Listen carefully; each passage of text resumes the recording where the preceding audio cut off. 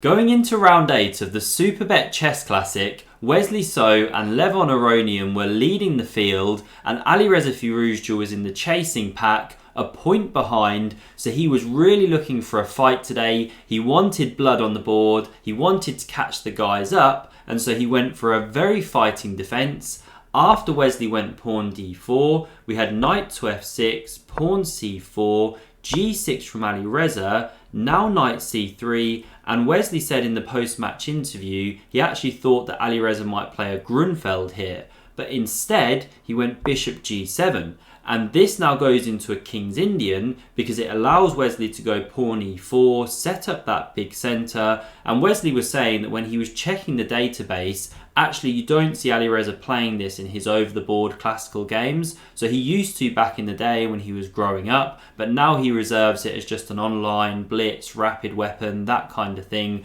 So seeing him play it over-the-board classical chess is pretty awesome, and the reason you don't see it a lot at the elite level is that you're giving white all of this space. There are many good lines, as Wesley said himself afterwards, so you have to tread carefully as black, know your theory, or you're just going to get squashed at this super GM level.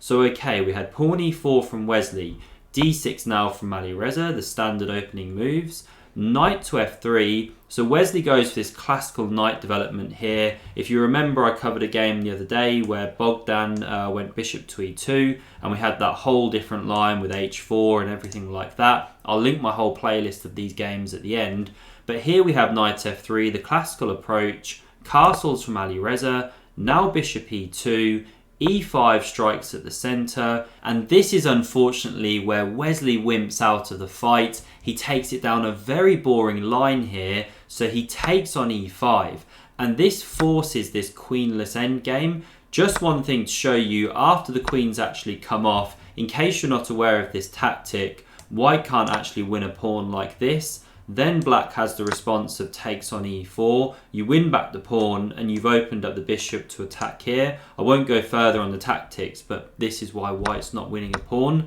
So after those queens come off, this is the position. Bishop g5 is then the follow-up move. This is what Wesley played. But the thing about this position is you haven't created imbalances. We can see the structure is symmetrical on both sides of the board.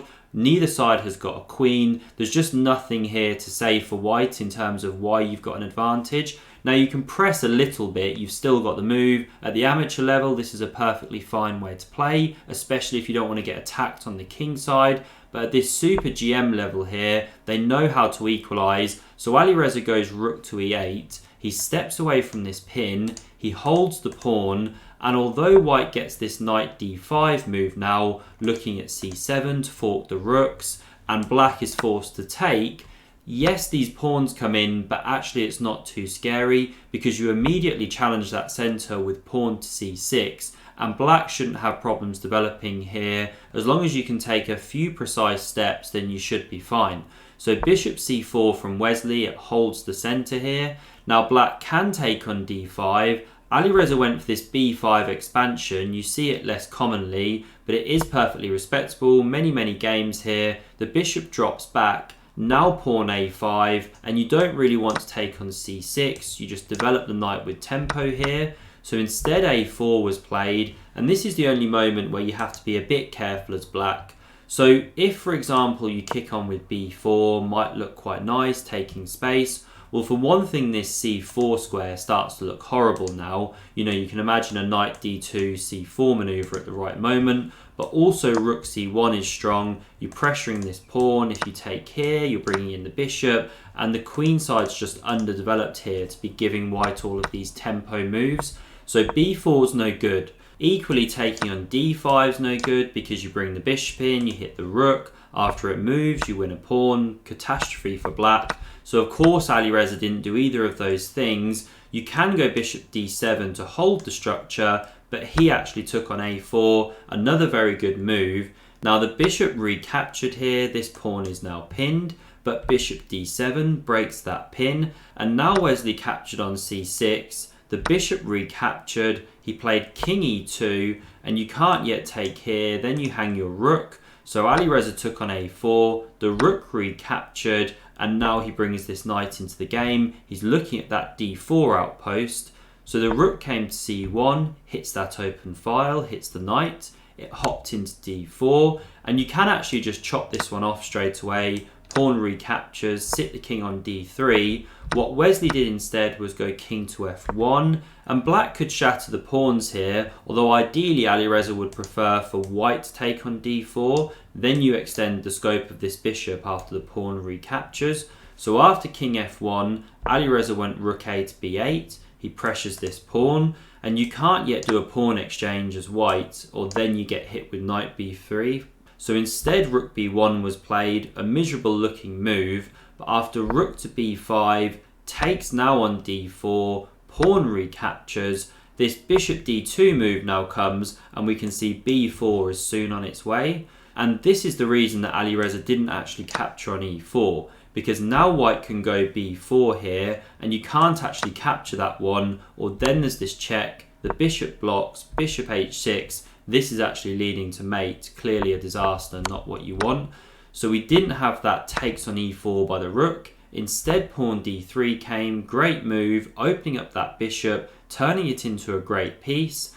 The rook took on a5 here, now this one took on b2, these ones came off, and Wesley goes here to attack the pawn. If he goes f3 defending this one, then preparing rook d5 to win this pawn, well, Alireza could go rook d8 or even pawn f5. If white takes, then you bring the rook down to e2 here. So many ways to draw it. Instead, Wesley just did this one. We had this liquidation of pawns, now rook d4, and okay, the game is just completely heading towards a draw. These were the final few moves. I'll just whiz through them now. We reached this position here, and we had a threefold repetition with the bishops.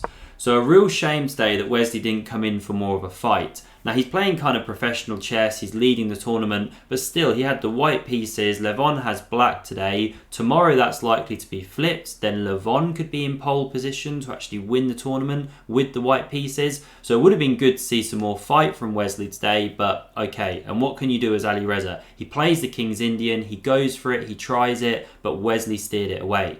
So I hope you enjoyed this video.